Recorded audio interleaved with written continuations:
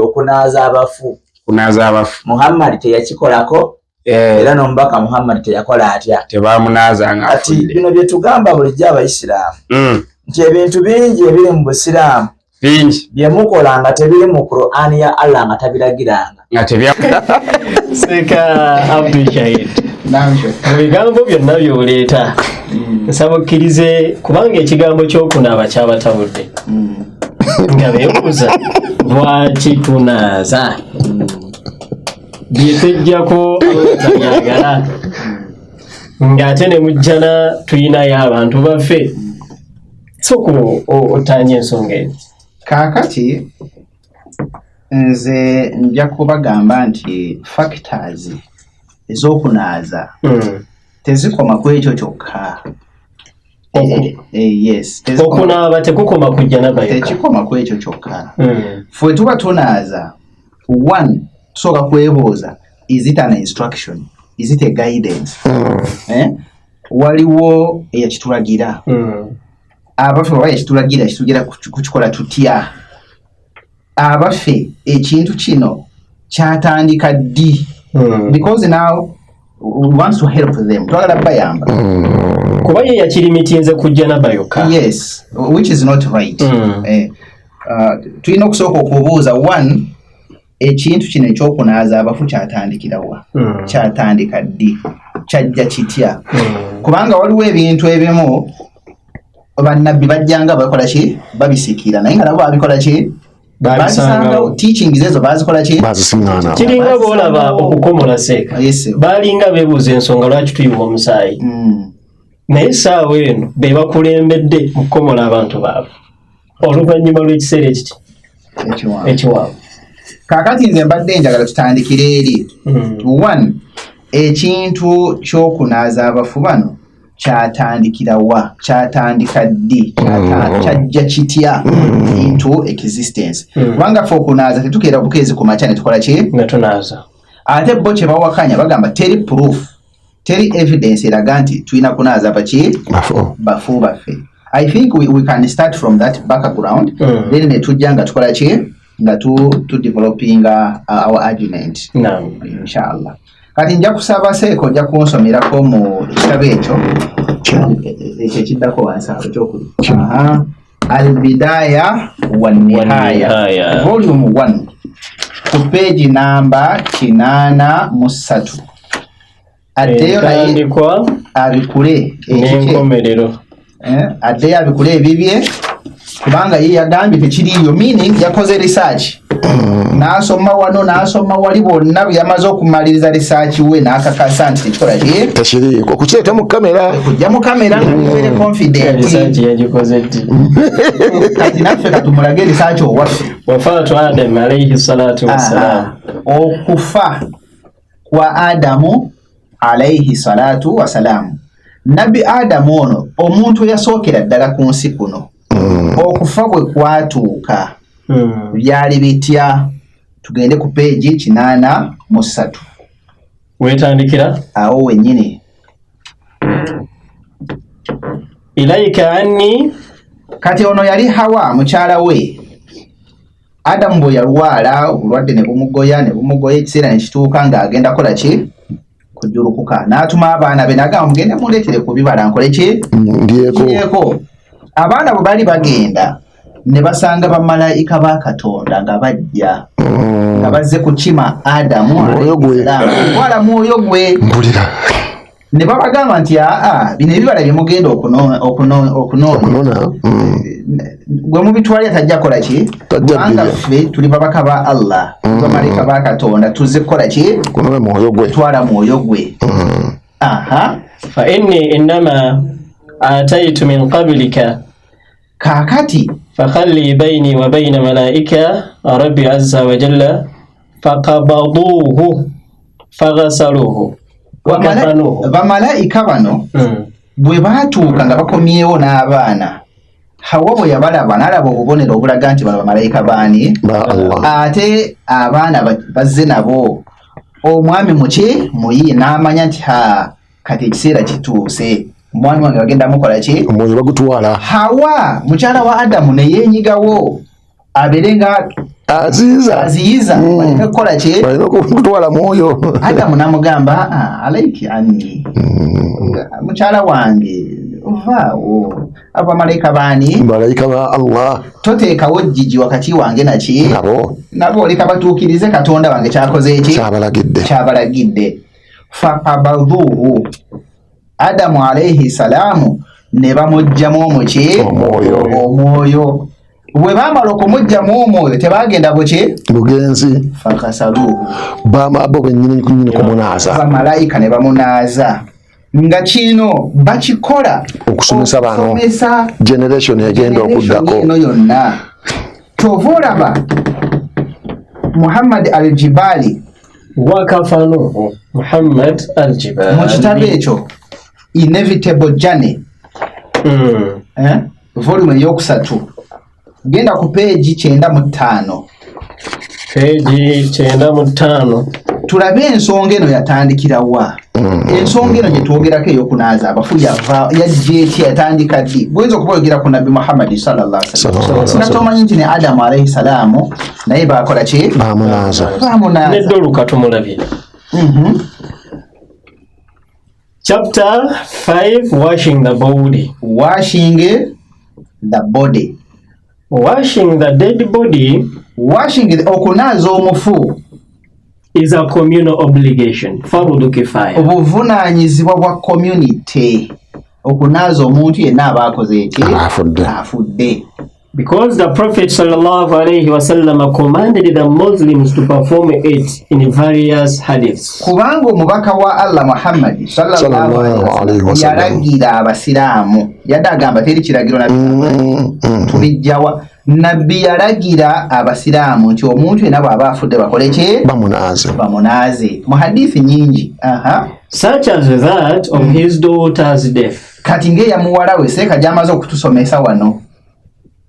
Nabbi n'agamba mukole bwe muti n'abalagira ekyokukola mu kunaaza ki omufu. And that of the death of the man in ihram, both cited below.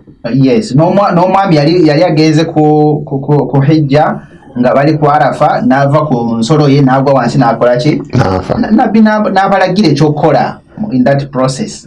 The washing process ekintu ky'okunaaza omufu dates back to our father Adam. Kiviira ddala edda n'edda emyaka gy'edda ku kitaffe Adamu.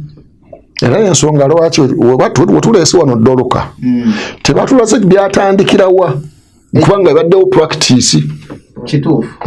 Ubay ibn Ka'b reported that Allah's messenger said.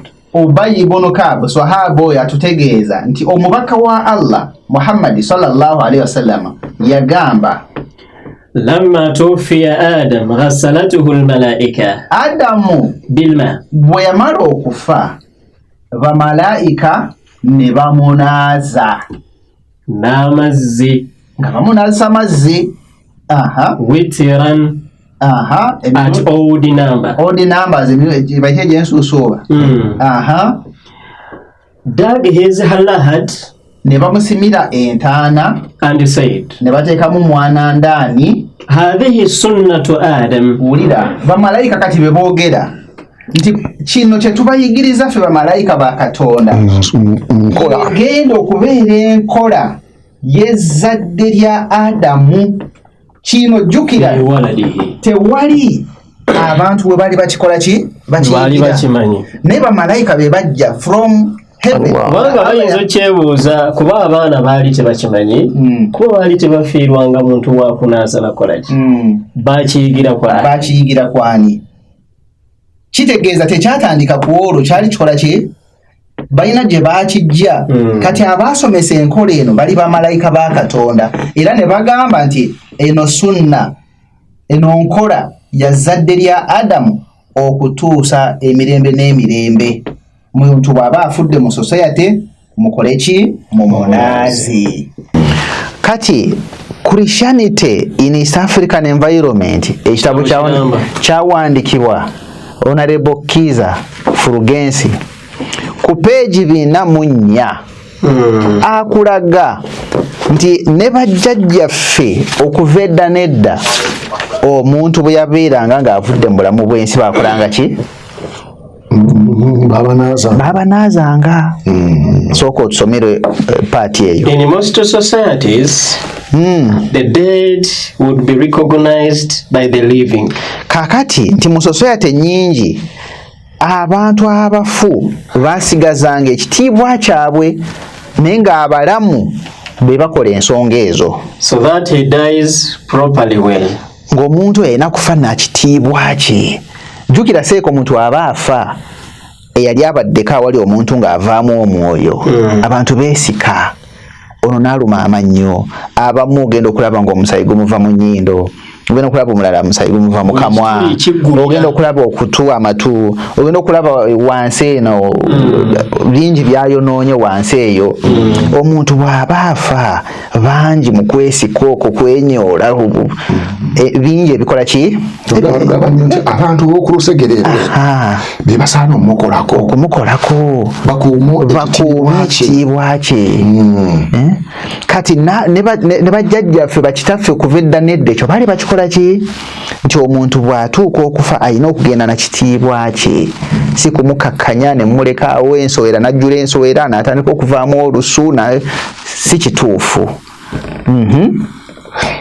And others would go ahead and wash the corpse before burial. Era n'abamu society ezimu zaagendanga mu maaso ne banaaza omufu nga tebanabakola ki? Kumunaaza, tebanaba kumuziika. Ekyo kikolebwa abantu okuva edda n'edda mu societies ez'enjawulo. Sina mu Busiraamu nti Obusiraamu bwe bubakoze eki? Naye nature ebalaga nti obuwangwa bw'omuntu, obutonde bw'omuntu asaana agende mu kitiibwa. Abantu baffe bano seeka kankuloopere ebintu by'omubiri babivaako. Era obuyonjo babukolerako ddala olutalo. Keebere wuzu yokka gye tufuna ebaluma. Kibi nnyo seeka. Omanyi omuntu Katonda tatunuulira bya mubiri, atunuulira bya mwoyo, akebera mutima. Omuntu Allah yamutonda nga wa kitiibwa mu bulamu ne mu kufa. Hayyan wa mayitan. Era kyova olaba ffe Nabbi Muhammad yatuyigiriza ebintu bingi ku muntu oyo ng'ajjulukuse. Naye abantu ne baleeta omuntu ne bamuteekawo mu ddiiro ne bamubikako akasuuka, ogenda okulaba ensowera zitandise okukola ki? Okumunyookako. Olubuto oluzimbye lukomye eri, atandise okuvaamu akagundi akatali kaki? Akasuwa. N'afa ng'aweddemu ekitiibwa. Kwegamba ekyo si kituufu. Kyova olaba Obusiraamu butugamba omufu bw'aba afudde bamuteekateeka. Bw'aba abadde yeefunyiza n'omugolola bulungi. Amaaso wadde afudde ng'akanudde n'ogazza. Bw'aba abadde nga yenna embaaji n'ogezaako kumukuŋŋaanya. Nti abagenda okujja okumulaba basaba omuntu nga afudde n'ekitiibwa kye. Si kufa nga yenna munyoomofu, yenna ayonoonye n'omulekera ki? Kati nti tekyakoma ku Adamu naye yafuuka nkola n'abajja oluvannyuma kubanga enkola yaliwo ng'agamba jjajjaffe yakolanga bw'ati, ffe bwe twakula twalabanga kino, baakula bakiraba ne kijja nga kiri passed on from society to society, from generation to generation. Kyova olaba kati okisanga mu African tradition nti abantu si Bukristo si Busiraamu si kyalingawo. Kati wano wetugambira nti seeka nga bwe yasomye mu bikolwa by'abatume, seeka nja kusaba oginsomere nayo tugitunulire biblical version, biblical view, ate nayo tongera okugisharingamu tulabe. 9:36 tulabe omukyalo ono Doluka. Ate bino bikolwa by'abatume okujjako nga bano tebaatuma beetuma. Ekikola ky'okunaaza omufu kikola kirungi nnyo, kikola kya kitiibwa. Awo waaliwo mu Yopa omukazi omuyigirizwa. Omukazi oyo yali ku level y'obuyigirizwa. Erinnya lye Tabbiisa. Yali ayitibwa Tabbiisa. Okutegeezebwa kwali ayitibwa Doluka. Omukazi oyo yali ajjudde ebikolwa ebirungi. Ng'ajjudde ebikolwa ebirungi, si bibi, ebikolwa ebirungi. N'ebintu byeyagabanga ng'ayamba abantu. Olwatuuka mu nnaku ezo n'alwala n'afa. Ekiseera ne kituuka n'alwala n'akola ki? n'afa. Baamala okumunaaza okiraba ne bamuteeka mu kisenge ekyawaggulu. Awo ne tusooka tuyimirirawo ne tubooza 1 ono yali ajjudde ebikolwa ebirungi nga muyigirizwa baamunaaza. Ekibuuzo kye tubabuuza mmwe abawakanya ensonga eyo, abaffe mmwe olunyiriri luno bwe mulusoma muluvuunula mutya? Bano abaanaaza ono baakijjawa, baakikopa kwani, baakiyiga kwani? Kubanga omuntu gwe banaaza yali muntu ajjudde ebikolwa ebirungi. Era naffe mu Busiraamu omuntu tukimanyi nti abadde muddu wa Katonda tumukola ki? Abadde awangadde ng'akola emirimu emirungi ng'asaala ng'azima takyasobola kukola ki?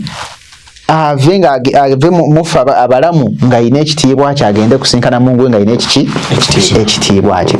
Kati eyo gye tuva tetumala gatandikira wano. Bano tulina babuuza nti lwaki bo baakivaako naye nga tebanaaza. Nze sibalaba ate aba funeral service azaabwe babambaza mu masuuti ne babakuba bukubi biyiiso. olwo yenga abakolako make-up bamukuba bukubi biyiiso, ne bamala okumukuba ebiyiiso ne bamutereka ennaku ze 3 nga balinda bava Dubai, bava America, bava Canada, n'abeera awo n'atandika okugira. Kati seeka ebintu ebyo si biki? Si bituufu. Seeka nga tumaliriza eyo bwe tuba tuvaayo nga tukomawo ate kati eri Nabbi Muhammad sallallahu alaihi wasallam. Ye Nabbi yatulagira kukola tutya? Bansomereko mu kitabo ekyo kyennyini At-Targhib wa Tarhib ku peegi 210 210 tuseewo Kitabul Janaza wama yataqaddamuha peegi 210 wa hadithi eyo eri makti 1535. Ana Abi Dharri radiyallahu anhu qala, Abi Dharri Allah asiime kuye yagamba, qala Rasulullah sallallahu alayhi wa sallam, omubaka wa Allah emirembe n'okusasira bibeere gyali yagamba, zuri al-qubura tadhkuru biha al-akhirah wa ghusiri al-mauta. Oyo mubaka sallallahu alayhi wa sallama atugamba nti mugende ku ntaana z'abannammwe muzirabeko, mubasabire ku dduwa, kijja kubajjukiza okufa. Mwetereeze bw'olaba Kabuli y'omugagga gundi eyina ebizimbe mu Kampala ng'ali wali enkoowe yeebasaawo, okkiriza n'ogamba Katonda ayina obuyinza, ensi eno tulyako makoola, tugenda gireka tweyise buki bulungi. N'atugamba nti n'abafu bammwe mukole ki? Mubanaaze. Eyo instruction, kubanga ye adde agamba nti tewali nabbi we yalagira nti abantu bakole ki? Nti munaaze abafu bammwe. Omuntu yenna bw'aba afudde nga musiraamu, mwe basiraamu mmwe omuntu oyo mumunaaze, mumupreparinge ave mu nsi ng'ekitiibwa kye mu banne tekikakkanyiziddwa, ate agenda okusinkana Mungu we nga teyeesittaza. Ekitabo ekyokubiri on the same issue bampe Matjaru Rabi fi thawabi amali salih page 12-123 tuwulire hadithi endala. Wano tuli ku nnyanja ya Wino gwe wazze na mutwe mwera nsome Qur'ani temuli bujulizi. Onsome meka? Page 12 mpaka ku 13. 12 mpaka 13 wendisewo hadithi eyo esembayo wansi. Eno? Yes. An Abi Rafi Aslam mawla Rasulillahi sallallahu alayhi wa sallam qala. Kakati ono sahaba mulala ate naye atubuulira. Qala Rasulullah sallallahu alayhi wa sallam, omubaka emirembe n'okusasa bibeere gyali yayigiriza n'agamba, man ghassala mayyitan, fakatama alayhi mpesa embera yoddala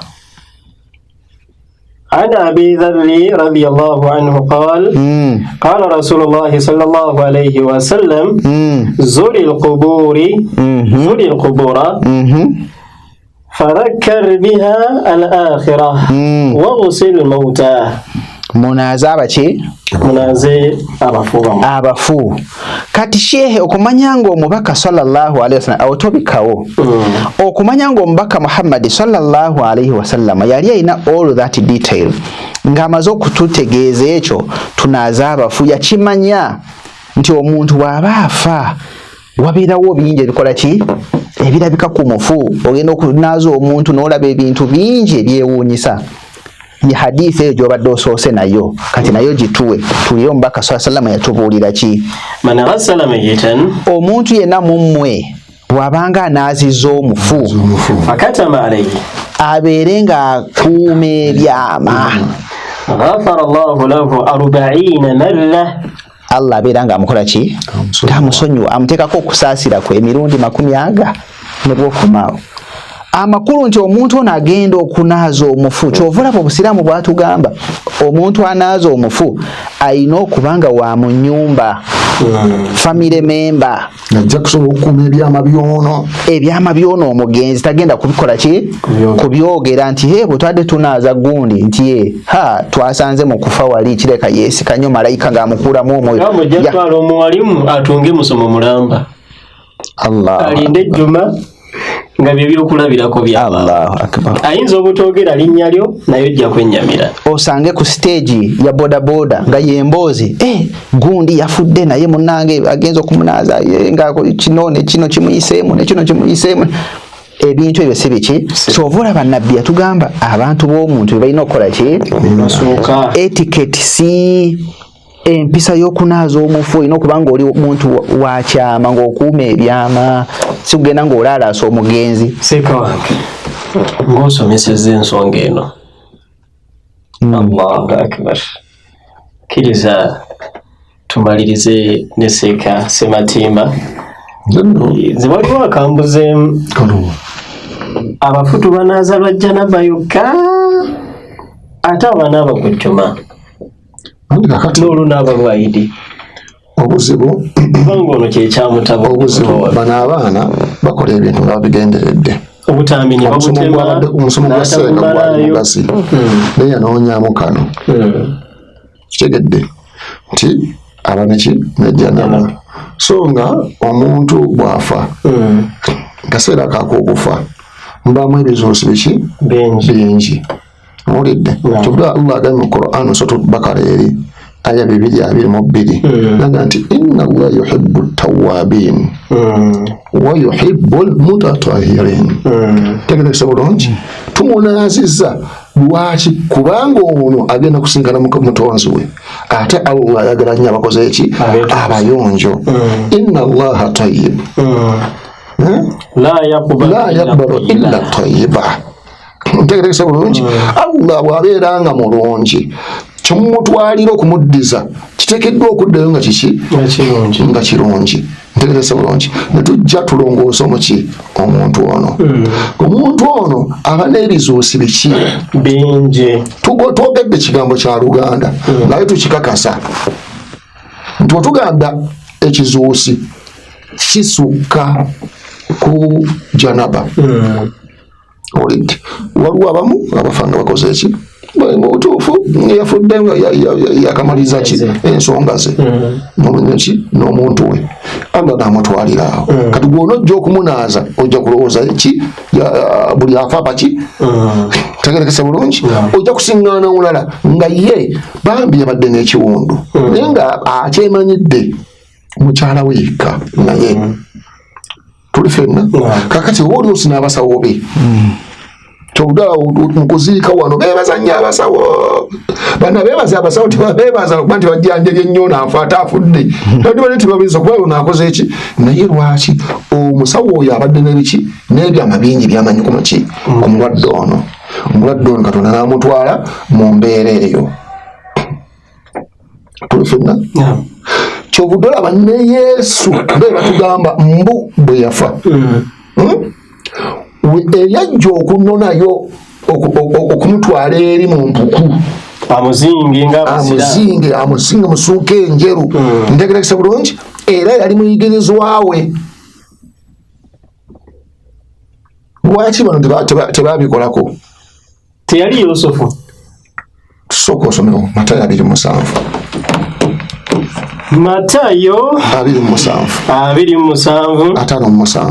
5:7 sibu kantuukewo mukama wange nga tumaliriza 5:7 egamba bweti naye obudde bwali buwungeera najja omuntu omugagga eyava Alimasaaya erinnya lye Yusufu era naye yali muyigirizwa wa Yesu. Yali muyigirizwa wa Yesu gendako mu maaso. Ngende maaso. Oyo n'agenda eri Piraato n'asaba omulambo gwa Yesu. Awo Piraato n'alagira okugumuwa. Yusufu n'atwala omulambo n'aguzinga mu bafuta enjeru. Ki? Bino byonna bye tukola ffe mu busiraamu. Tuli ffenna. Kesi ono si yali omubazi. Oyo si yali omubazi. Ono yali muyigirizwa wa Yesu. Kigamba anti mbadde neebuuza teyasobola kumubagirayo ka keesi aka. Kale tugambe nti kale zandibadde keesi. Naye zo teziriko buki gye twatandikidde nti abaana bano bba buli kibakola kya bujeemu. Buli kyolaba nti obusiraamu bukikola bo nga bakisenguka. Bakisenguka lwa busiraamu. Tebagafaanana basiraamu. Kiriko obujulize waabwe. Abo babasinga mu masuuti. Ntegerekesa bulungi abafa babateeka mu masuuka maki olumala obbanaaza babateeka mu masuuka maki meero bajjako n'obukaaya. Lwaki? Kubanga basiraamu babwambala. Buli kyolaba omusiraamu kyakola bwekiri wano naye bwe bakikoze eki bateekawo amaanyi ne bavumirira ati tubagamba mulekera okuweereza sitaani mukomewo muweereze omutonzi wammwe eyabatonda nga muddayo ku kitabo kino bwe munaaba mukizzeeko mujja kusamuka ki mwekana muki nemwekka kubanga ebiri wano bya busiraamu.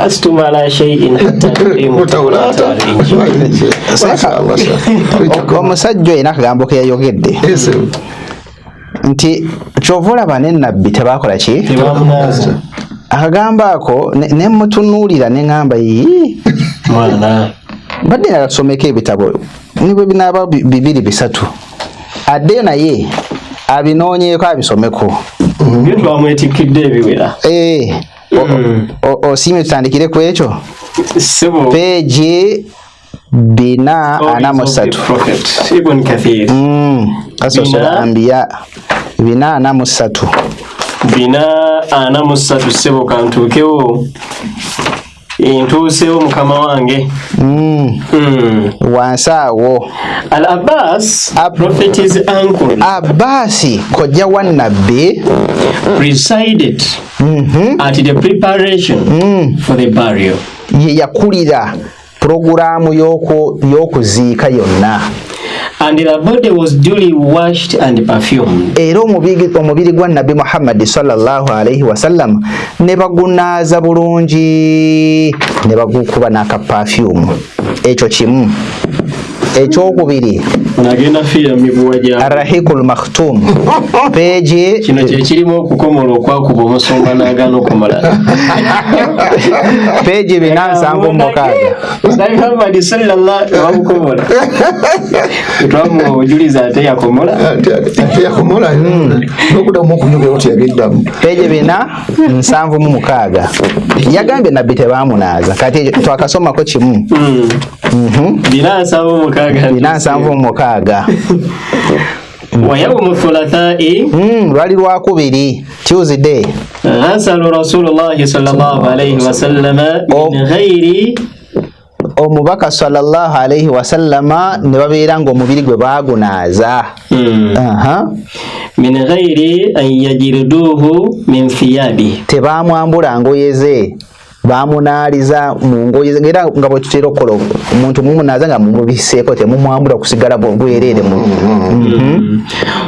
wa kana alqa'imuna bil ghasli era abali mu nsonga eyo kati nabo badde tobamanyi nabo bawulire obategeere Abbasi wa Aliya ne Ali wal Fadlu ne Fadlu wa Qutham ne Qutham bun al-Abbas mutabanyi wa Abbasi ne maso ne bwe tukomaawo wa Shukran mawla rasulillah ebyo bimeka wa Usama bun Zaid tusome ekyokusatu yamuwe ekyalo kiramba peji 548 Siratul Rasul peji 548 naye anaasoma oyo omwana katubimuwe nanti yagambye bwe yakoze research yenna teyasanze nga Nabbi sallallahu alaihi wasallam bamukola ki nga bamunaaza yakoze ku Pastor Google somewa wa yawmu thulatha era ku lwokubiri bada'u taghsili nabbi ne babeera nga bakola ki bamunaaza omubiri gwe sallallahu alaihi wasallama eyo tuveeyo kana alladhina tawallaw ghasla peji 312 when the moon split peji 312 bana abana era ddala bakyali bato Bisatu 12 funeral rites and burial. On Tuesday, the Prophet sallallahu alaihi wasallam's body was washed by Abbas, Ali, Abbas's two sons, Fadil al-Qutham, and the freed slave of the Prophet. Eyo ne bwe tuvaayo abiwulidde Usama bin Zaid abaamunaaza peji 414 inasul insan bina 14 mwana gwerekerawo okuzanya bazanyira nnyo mu kiraasi ne batankula entalo ze batasobole agamba bwati thumma ghussila rasulullah sallallahu alayhi wasallam oluvannyuma Nabbi sallallahu alayhi wasallam n'abeera nga yanaazibwa wa kana alladhi yughasiluhu Ali ibn Abi Talib era ne yali akutte wali nga amunaaza mukono ku mukono yali Ali ibn Abi Talib wa yusaiduhu al-Abbas eyo ne wetuvaayo nyongereko seeka wano genda mutta kale katukome ku kino kale waaki peji 907 peji 907 Allahu akbar seko mwana atugumude aba baleme kujja mu kamera nga tebetegese 907 bana mwe muddeyo musome endongo tekola agamba bwati